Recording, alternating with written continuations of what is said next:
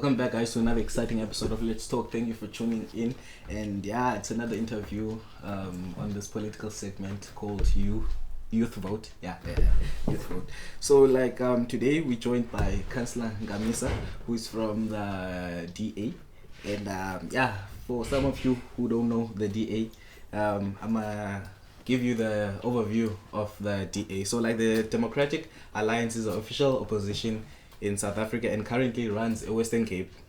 The party is also in charge of many municipalities in the country. Stellenbosch, where we are right now, is also one of them. And today we are joined by Councillor Lwando Nkamisa, who is a member of the Municipal Council for Corporate Services. And however, Namhlanje is joined as quick capacity of being a TA member. Yes, and again, thank you for joining. Thank you for pulling through. It's been a struggle though to find a TA representative within. No, I'm sure you were asking about wrong or something like that. But immediately I saw that article on News 24. Immediately I sent you an email. I sent you a text. Yes. Literally, I'm not even invited to this meal, so it's different. Yes, because we see worried that because we did have ANC representative as well as an EFF representative, so we were quite disturbed. Man, it's time, man, Stacy from Baneleti. No, I'm glad.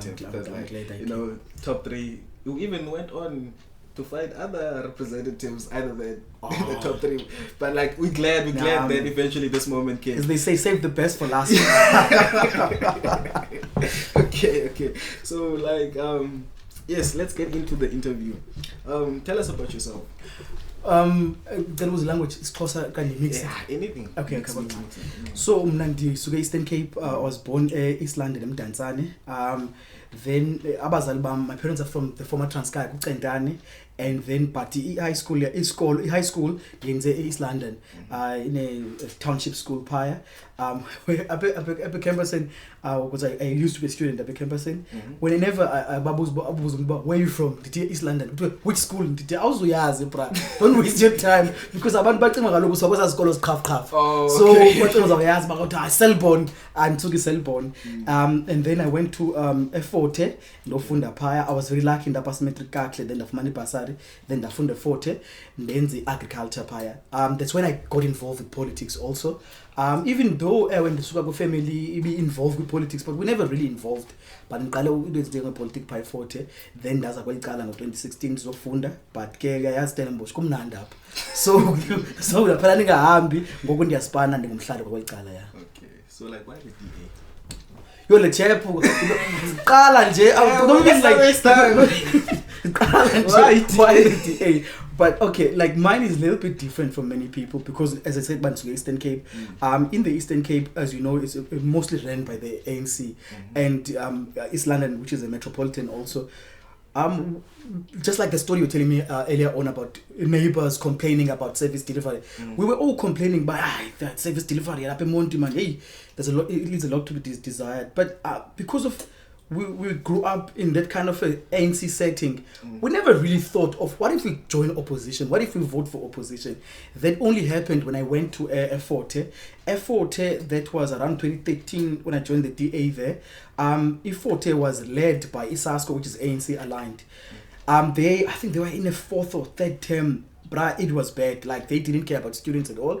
So we were just looking for alternative. And I think we were lucky with a tutor who was a DA member. So we approached this guy. We're we're just tired, man, of what's happening on campus. Can we please? And then we got involved with DASO. We ended up winning elections in 2015. But I must say that at that time, the feeling was that you are only a DASO member, the DA student organization member. There's not that feeling about you are the member of the DA because of Forte is like a rural town. You're not very close to Parliament, Ebisho, or with the. When you didn't even see many people of the DA apart from campus. But then afterwards it grew and I got an interest because of when we were debating on campus. Abantu will call you out, what about Cape Town? What about Kwalanga? I'm like, I don't even know these places. Then I was starting to research and all of those things, and I really fell in love with the party from that spot, specifically on their governance track record in Cape Town. Can you further explain that, specifically for their governance in Cape Town. What do you mean by that? So EDA took over in Cape Town from the ANC in 2006. Helen Zille at that time was the premier. Sorry, was the mayor, and like things were bad, bruh. Like now, this is based from what I read and what people say. Because as I said, man, I only arrived in Cllr in 2016, so I don't have first-hand experience. Things were very bad. There was a great deal of corruption and everything. Then the DA took over. People really saw differences. The difference in terms of service provision, in terms of imali isetyenziswe for le nto ibhajethelwe for yona, instead of politicians holding parties, get public funds and all of those things. Let me tell you a story which I always told my friends on campus when they asked me similar questions like this. My grandmom, my mom's mom, used to ahlala eKhayelitsha chemist things amayeza esintu.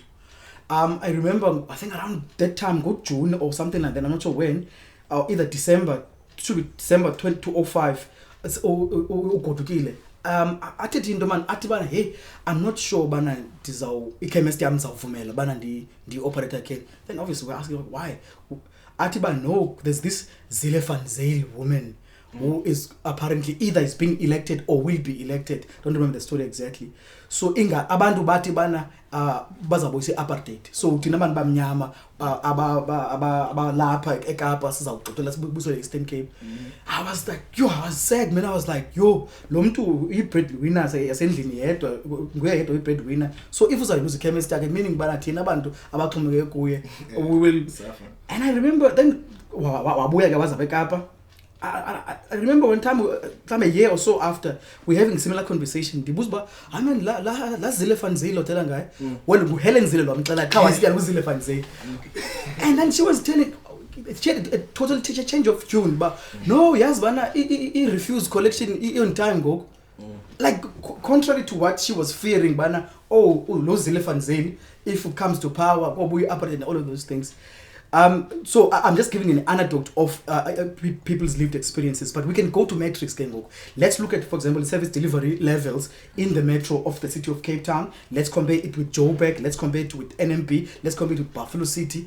It's clear. You can really see the difference. Things are happening here, things are not happening this side.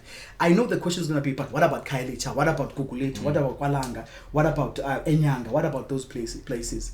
And again, I'm lucky that the family is Lalapa. Yes, Gugulethu is fun in Camps Bay. We cannot lie and say, but I Gugulethu. And being also fun in Gugulethu in Camps Bay.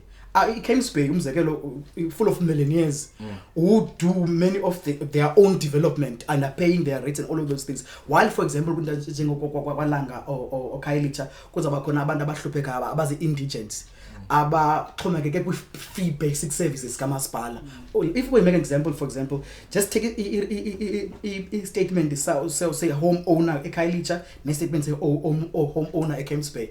Lamtu loana asa Camps Bay is going to be paying nothing less than 10,000 rands only a month in umzekelo, while lower pai Khayelitsha and Aklam will be paying 100 rands. Now there's a reason behind that. It's called cross subsidization. So umaspala makes imali from the affluent areas, then I spend it on the less affluent areas. So you do need the Camps Bay ukuze bana imali which could be spent in the poorer areas, which is the same up at Stellenbosch. Sorry for being too elaborate. Same up at Stellenbosch. Una Diborti, una different leafy suburbs. In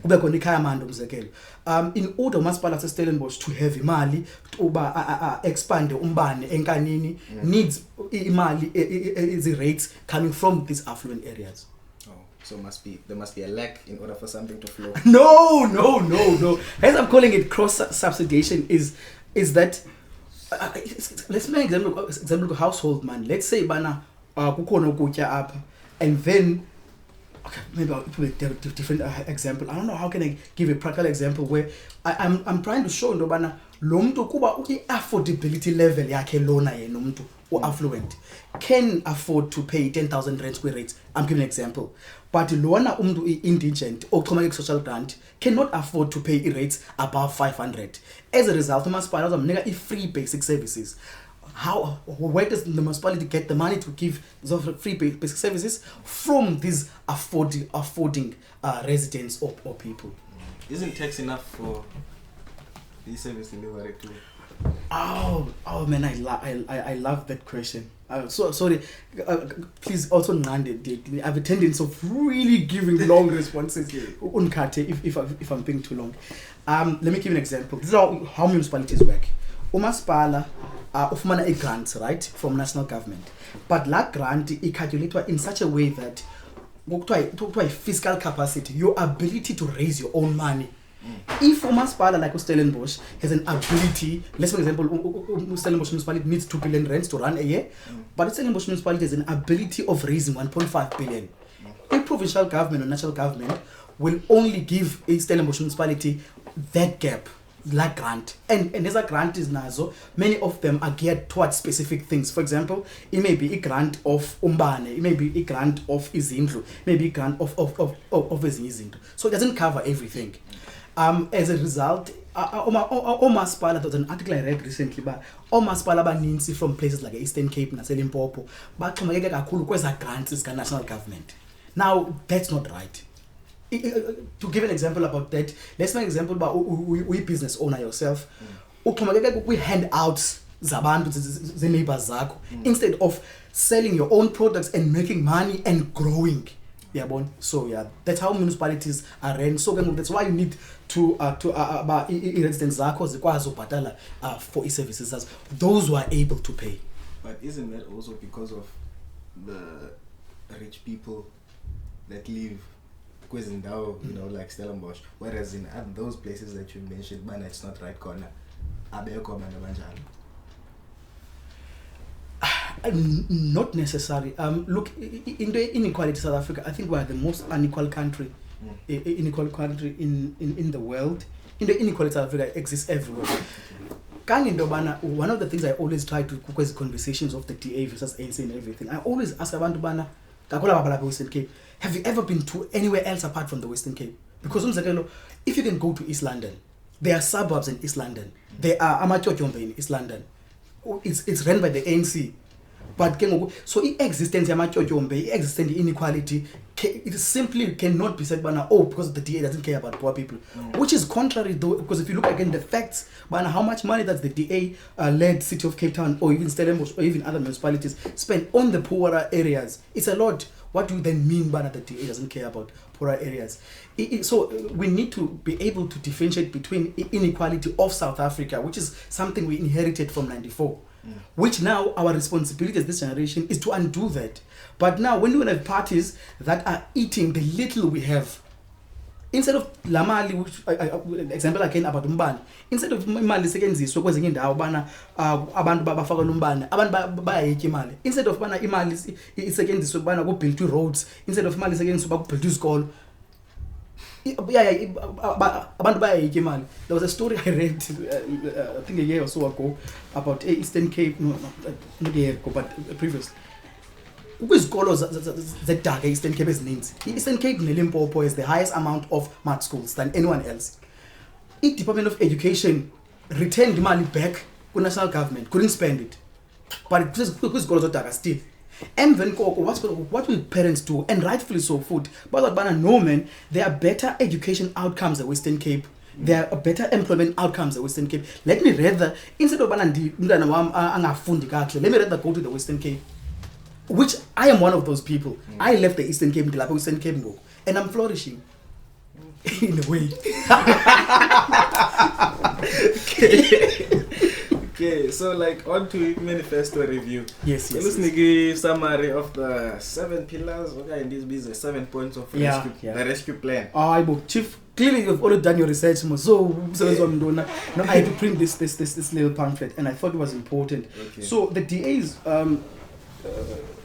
rescue plan, actually on my t-shirt, I'm not sure you can see, is also because we want to rescue South Africa from the current dynamic, which is very, very, very bad. The first thing is job creation. We have the highest youth unemployment in the world.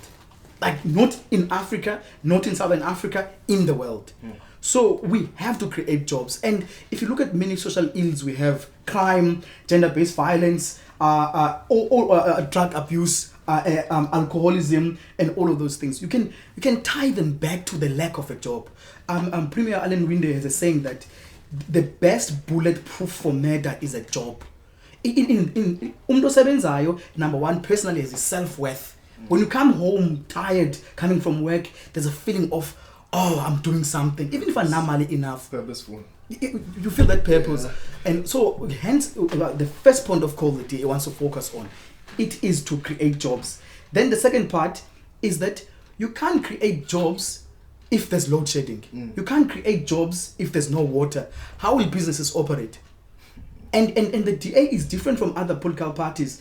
The DA doesn't believe that that government should be the one creating jobs. No, the DA believes that government's responsibility is to create an environment where you yourself, as a young entrepreneur, you've got access to opportunities, access to capital, access to information, which will make you independent and employ more people. Instead of we hand out and all of those things. Then I don't want to talk about water because I don't understand water is basic necessity. You can't survive without water. But people in Joburg have had 10 days with no water. Joburg, the most developed city of Africa, the crown jewel of Africa's economy, 10 days with no water. And then the issue of crime. Now we are saying there, pillar number 3, we want to halve the rate of violent crime. One will say, but why would you want to halve it? Why don't you just clear it all? As much as we are in politics and this is a manifesto, you want to be realistic also. You don't want to sell a dream to people. Yes. Because remember, the manifesto is what voters are supposed to hold us to account to. If we can go to the union building in the next 5 years, we want voters to take this pamphlet and say to us, didn't you say you're going to do this? Now, if we say you're going to resolve all crime, and then obviously, which is practically impossible at this point, then when the voters hold us account, somebody say ANC was gonna joke. Sorry, you know, since you mentioned half crime and all of that, I believe ukuze umuntu athenjwe with the bigger scale, with the small scale.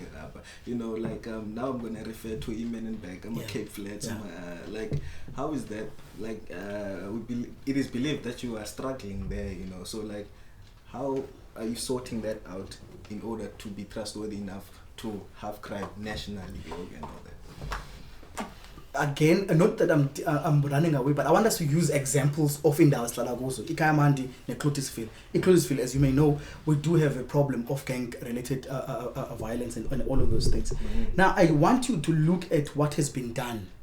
Eweke is an ongoing crisis. I won't lie to you. I'll be lying if I say, Bana, I can give you timelines when it will be resolved and all of those things. The first thing you need to do, violence sometimes, is placing a lighting. So Umaspala has taken responsibility of ensuring there's better lighting. You are more likely to be robbed in most than Umaspala recently unveiled floodlights. Then ASB needs the cameras. Umaspala has invested in cameras. Last week or week before last, control room. I-control room. Kulapho khona zonke cameras kamasipala.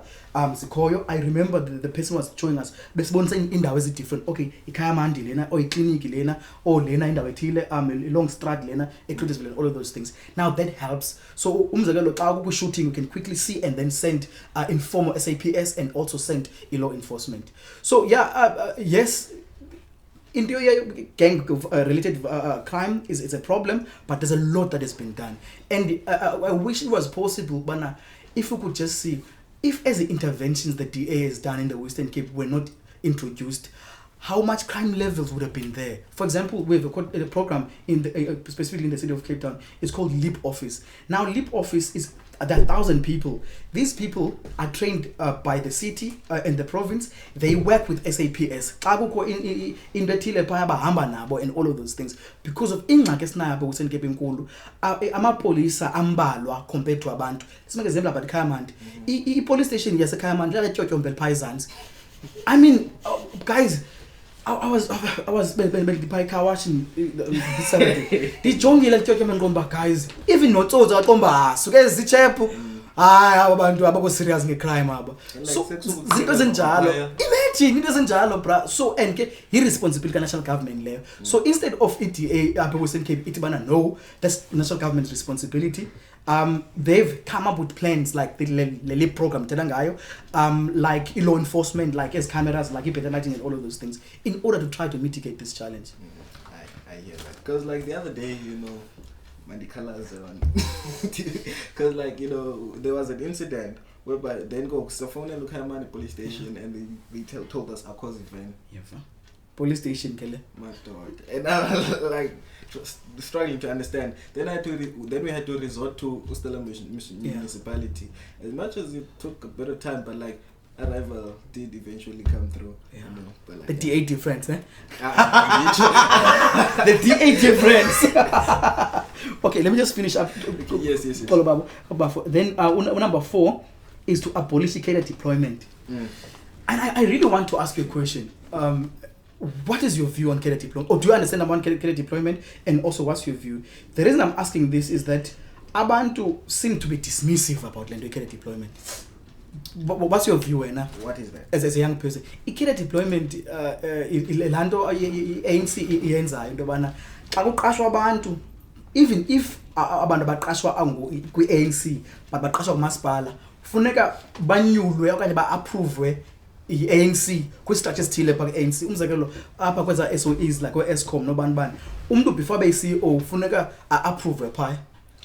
Then laa mntu akakho accountable ke ngoku kulo SOE okanye kulo masipala kuwo, but accountable kula ANC faction imnike umsebenzi. Normally I do the questioning, but okay.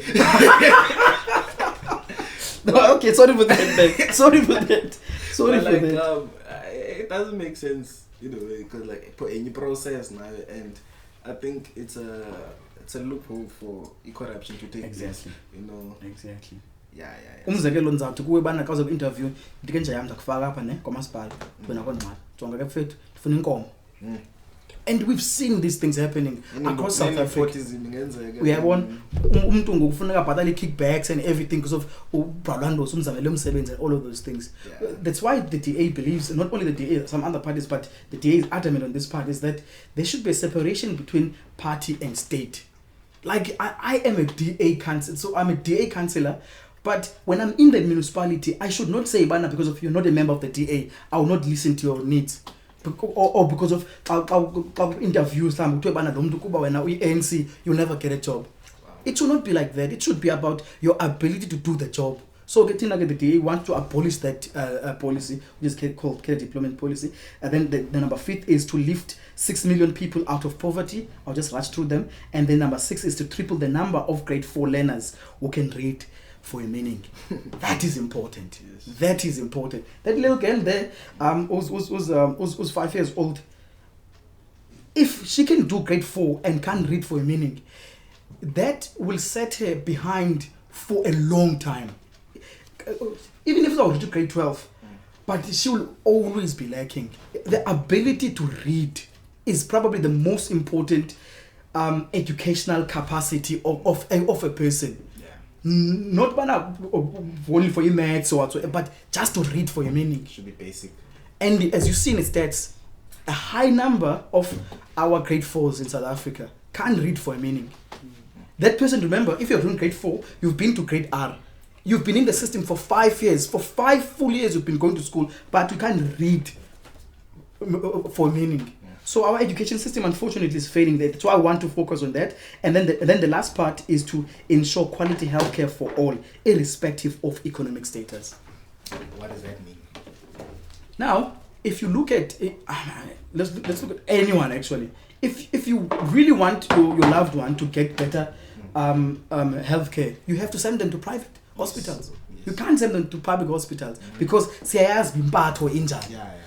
Akinibona ii-memes kuthiwa bana kwezinye ikliniki umuntu asabizwa ngegama ubizwa ngesigolo sakho kuthiwa hey wena we-AIDS, hey wena we-TB sangapha.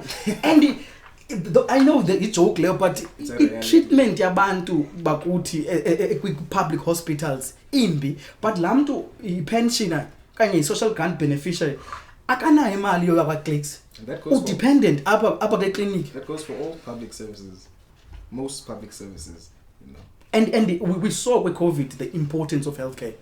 We saw how important it is for abantu having access to healthcare. So the DA wants to ensure that regardless of your status, you've got equal access. I'm not sure if you know this. Ekhayelitsha, there's a state-of-the-art hospital. Ekhayelitsha. ungayazi ke because xa usiyapha rent siyabona usiyapha rent khona usiyapha rent khona isibhedlela esikhopha even a Michel's plane and you have to build this hospital where people are, because even if you can build a free state-of-the-art hospital, let's say we build a PAL, how will people from Kaimani be able to go there? So you want to build these clinics and hospitals adjacent to where people stay, but it must be proper quality. But like, so does that mean the services will be free or? You see, now we are getting into a point. Look, I think what is important about this is that if you go to our public hospitals, people are the view you're free. I remember my daughter was born at Stellenbosch Hospital, and then I remember what to pay. I was like, oh, free. You still pay even in public hospitals, but what they do back as clinic and everything. So obviously, the basic things of health, like check-ups, MRIs and everything, that should be free. But if you want to do elective surgery, you don't like your nose, for example, like, hey, I nose let me change it by shape, that's all. And then now you're like, the government must pay for it. No, that's different. That's different. And Kengo, it's important because the ANC now, what they're trying to do, which is it's terrible. They are trying to, they have a bill that they've passed, it's called NHI, National Health Insurance. National Health Insurance is trying, in a way, to kind of outlaw private hospitals in their current form. Then what they want to do is access to a medical clinic, which is good and fair. I mean, there's nothing wrong with that. But now what they are doing now is that they want to red tape the private hospital so much so that they will not be able to operate efficiently or sustainably and everything.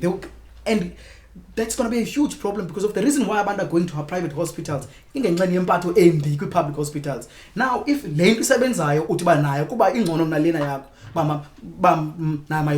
it's quite similar to that example about Kemps Bay and Nendaye and Namakyokyombe. To say, let's outlaw as it mentions because of you can't build abantu decent houses.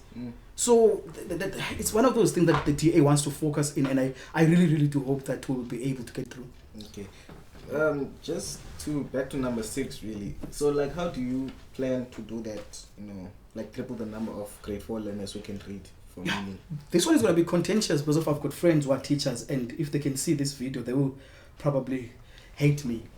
One of the problems we have with education, and I remember reading this thing from an article.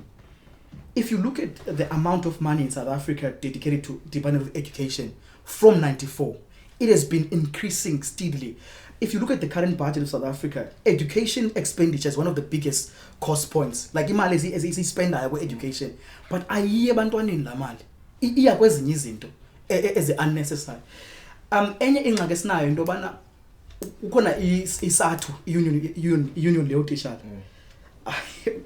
Like union bra is acting, sorry to say this, acting like a cartel. Okay. Like in a very crazy way. Umzekelo, I think Department of Education utibana bafuna otitshala be-maths ne bafuna intobana in 3-year intervals bamane be-test babhale lamaphepha bathesa ngazo students, like write your own paper. SATU refused. And then the police was saying that if a teacher who teaches maths and then writes a paper and fails the test, then obviously they should be fired. SATU refused. SATU said no, that cannot happen. Our union members cannot be out jobs. Now that means Dobana SATU is saying that it's fine for a teacher who's clearly not effective at teaching maths to teach your child maths. And your child is guaranteed surely to fail because of this being taught by a person who doesn't know maths. And no accountability whatsoever should be done. So the TA really wants to deal with such issues. It should be very clear. If you're a public servant, you want to teach, you need to be willing to upskill yourself. E-curriculum, for example, changes all the time.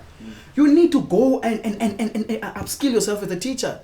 You need to be tested. You can't tell us, no, I went to a course, and then write an exam, chief, and pass it. And then you can go teach afterwards. Yeah, that's like a blow to institutions. I'm just saying is that, and then another one just on that part about education, which is very important.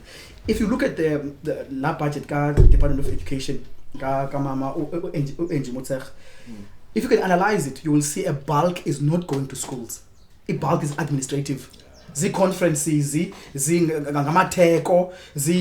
events, the traveling, the hotel expenses, and all of those things. That's not what it should be for.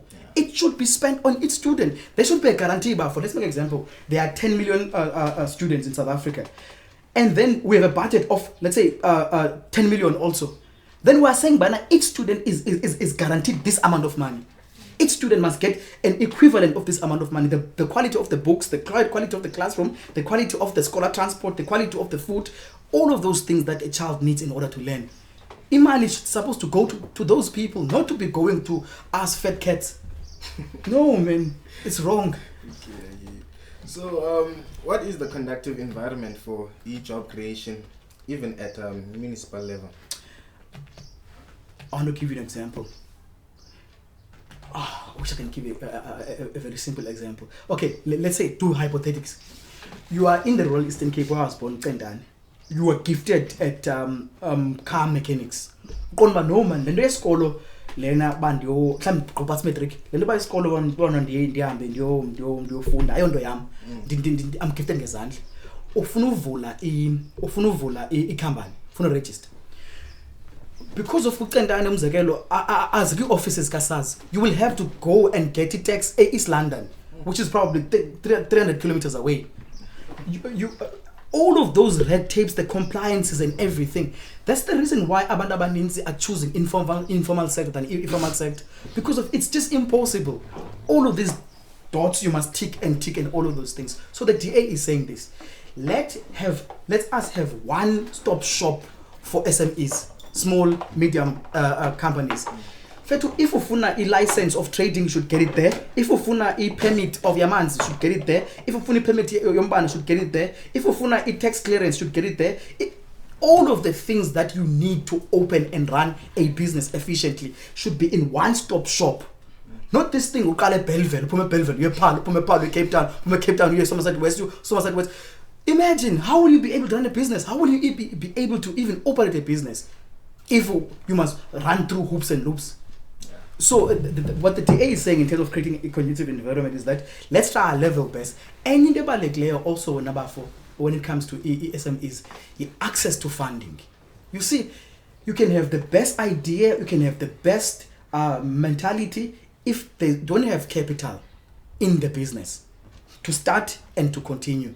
If you don't have access to that, well, do you know the national government is an agency called the NYDA, National Youth Development Agency. NYDA is supposed to help youth unemployment through abantu abatsha to open businesses. Bayiki man babona kusasa. Abayiki. Yo, fair to. Oh, bro, even dealing corruption NYDA. Yo, you'll be shocked, bruh. It's bent. So EDA is saying that agencies in Jalo as useless as sense why ANC Youth League for extract imali kuzo. Let's repossess them. Let's reform them. Let's give an example about you. I'm sorry to make an example about you. You've got a great ability. I saw in an article in News 24. You want to create conversations as Balekle eco community.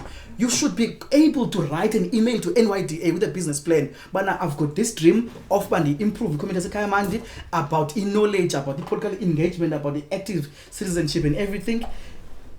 Here is a proven concept. Please help me out. I need equipment to do in a podcast. They are supposed to be chasing after people like that. But unfortunately, I can challenge you now. Write that email. You will see when they will respond. They will never respond.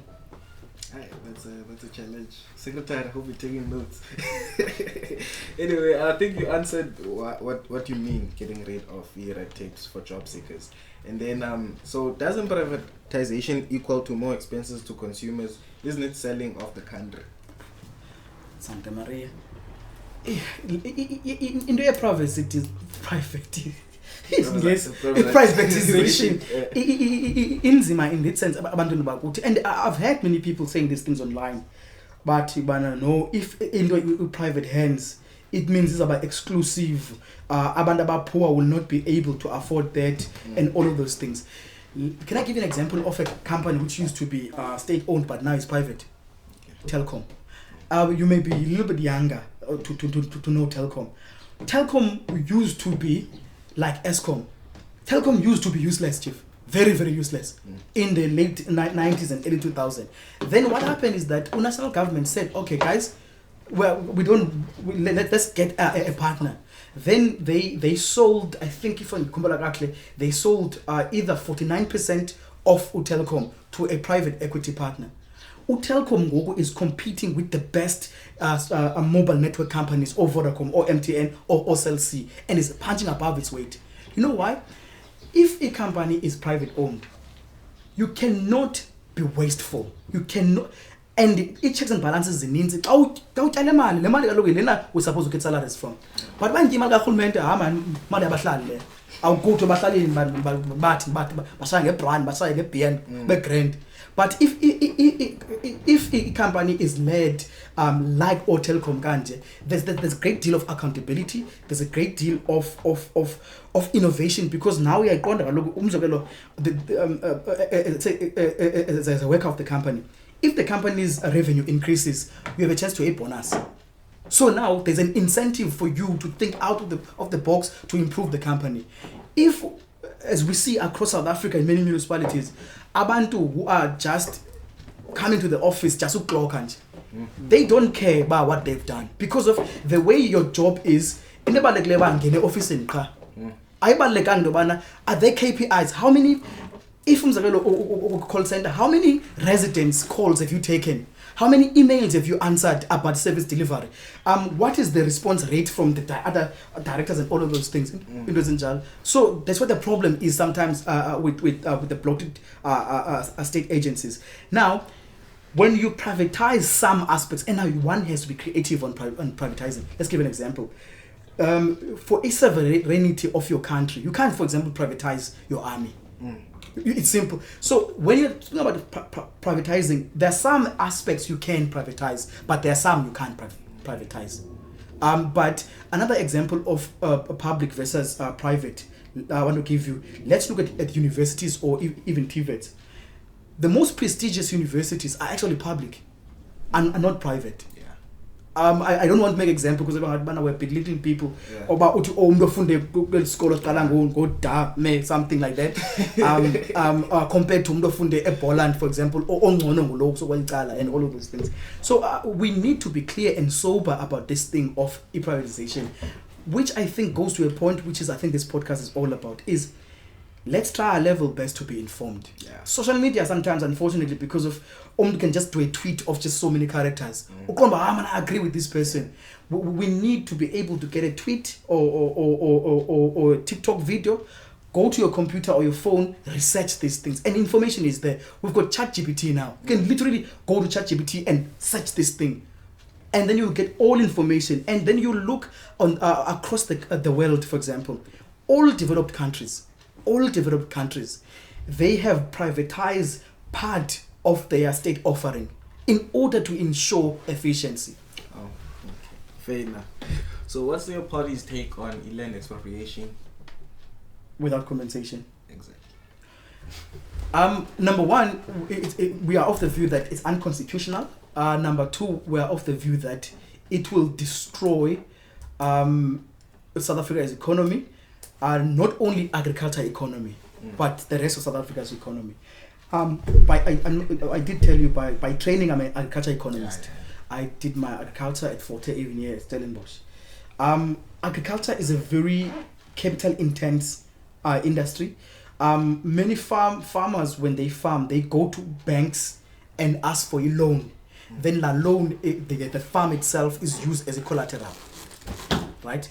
Now, how will banks give farmers loans when they know that Lwando tomorrow can come in and be like, so it's going to destroy Inantika economy in so many ways. And also we must look at agriculture. Agriculture is one of the biggest employers in South Africa. If agriculture is destroyed in South Africa, or let me not take agriculture, if commercial agriculture is destroyed in South Africa, it will be a bloodbath in terms of jobs. People will lose jobs.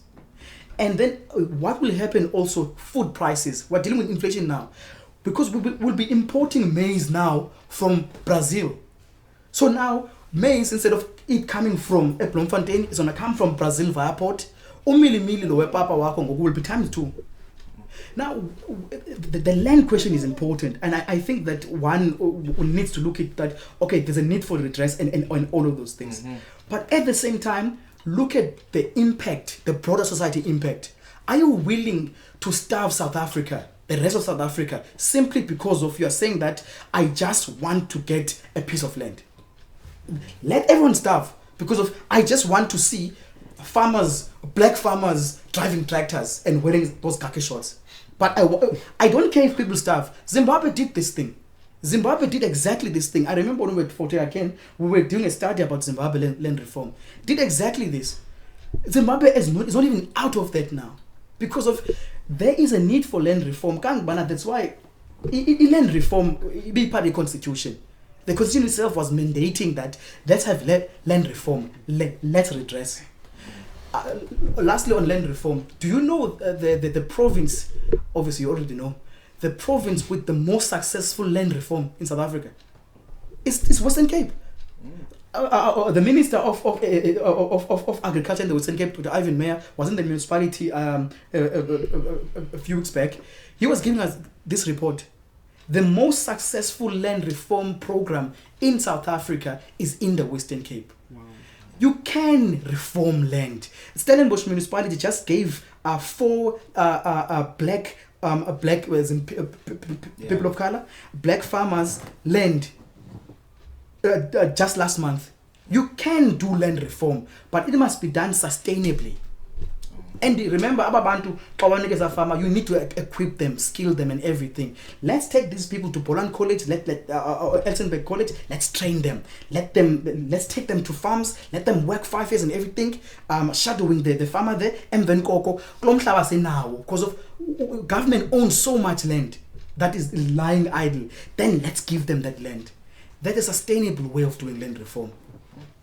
Fair enough. So the problem is not in the scheme. No, it's not. Okay.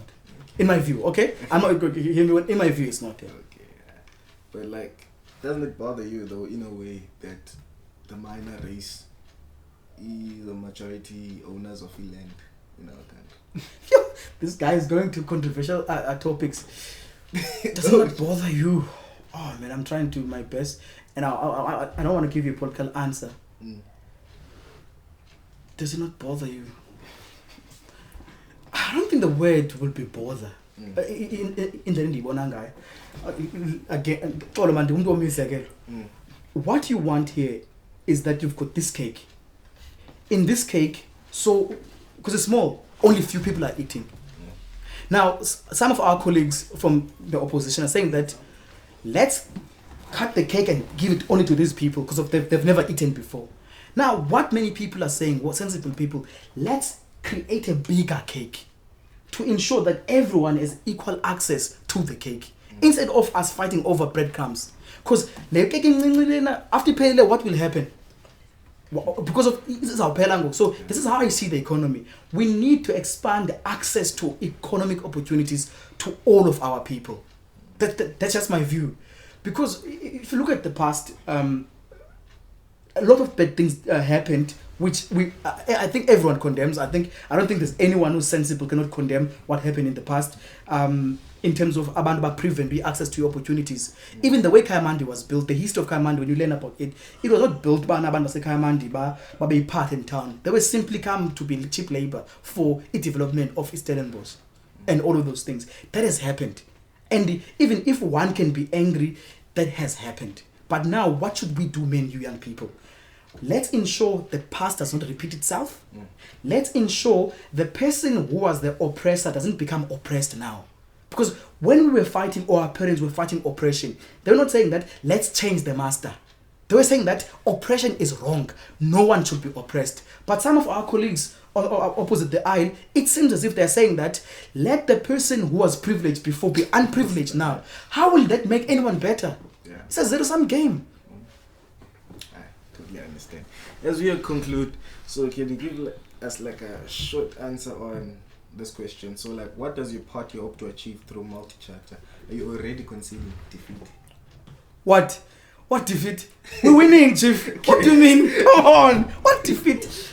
We are hoping to bring the ANC and EFF Doomsday Coalition under 50%. We're hoping that our partners will grow. The likes of IFP and KZN, the likes of Freedom Fund Plus, the likes of Action SA, the likes of all of our partners. We're hoping, however, I must make it clear, each of these parties are campaigning independently. So I cannot sit down with you now and tell you, oh, this one is good. No. Our agreement is that once we have won, we will work together. Not yet now. Is that possible? Yeah, it's possible. I mean, we've done it before. I mean, didn't I tell you the story? When the DA took over Cape Town in 2006, it was a coalition of 6 parties. But look at Cape Town now. It's a watertight DA. It's blue to the core. Same thing with the Western Cape. Same thing with Joburg. The same thing with NMB. The same thing with Tshwane. So we've shown that if you've got people with good faith who want to deliver services and they want to work with you, you can be able to deliver services for all of our people through these alliances. Okay, so like if they are undecided voters watching this video, how would you encourage them to vote for your party? The time to shine, girl. Let me start on this one. The importance of ensuring that especially young people do go out to vote. It's very, very sad that we young people, we are the most affected by the problems of governance. And it's our future that is at stake. But at the same time, when it's our time to be involved in the conversation, we just choose not to be involved. So I think I would like to encourage abantu abaninzi kakhulu abekhaya mandi and even elsewhere, let's try our level best to get involved, especially those of you who are registered to vote. Please try your level best. Go to the polling station. You can go to the IEC website. It will show you, just put your ID there. It will show you exactly where you'll be able to vote. And then why should you choose the DA? I think that you should choose the DA for a better future for all South Africans. I think you should choose the party that has a proven track record, a party that is trying to unite South Africa. Even though some of our colleagues are trying to divide South Africa in order for them to win seats to parliament, the DA is seeking to bring South Africans from all walks of life together in order for us to make South Africa a better country for all of our kids, for all of ourselves. So please do go to the DA website. You will see the party manifesto there. You will see our 7 pillars of Rescue South Africa. Go through them. And again, I will encourage you, Google these things, research these things, check all of these articles that the 3 best led municipalities in South Africa are coming from the Western Cape. The best metro is the city of Cape Town. The best B municipality is Drakenstein. The best B2 municipality is Saldanha. The best run province is the Western Cape and is run by the DA. So if we really are serious about service delivery and improving our economic outcomes, I think the DA should be the party of your choice. Lovely. And your final message, any message that you'd like to send out to our viewers, even to us? Yeah, man, no, man. I really do hope, guys, this thing works out. I really do hope, man. I'm also committing that I will try my level best, man. Didn't introduce it to other people you may actually want to bring here. I think it's really starting a very good conversation, man. It's my first time to get an opportunity of this sort. Guys, I'm always invited with Rezi or Campasini. I'm invited with debates and everything. Not once was ever invited a guy to speak, be it debate or even just speak to young people. So I'm hoping that this will not be the last time you guys invite me, but I'm also hoping that by the time you invite me again, your equipment will already be secured, your place will be secured, and also even your subscription on Facebook. I saw your Facebook page, Facebook, YouTube, TikTok, I'm not sure, Instagram, and I'm hoping that also it will improve, because I think you are doing something very, very good. You are teaching us to be responsible. You are teaching us to be critical. It's nice, yes, to dance to these trends on TikTok, but at some point we must have serious discussions. Well, that's it for today, and thanks again to Councillor Nkamisa, and thank you if you reach the end of this video. And you know what you must do: hit that like button, subscribe button, comment, share. Yes, show your grandmother also. Amen.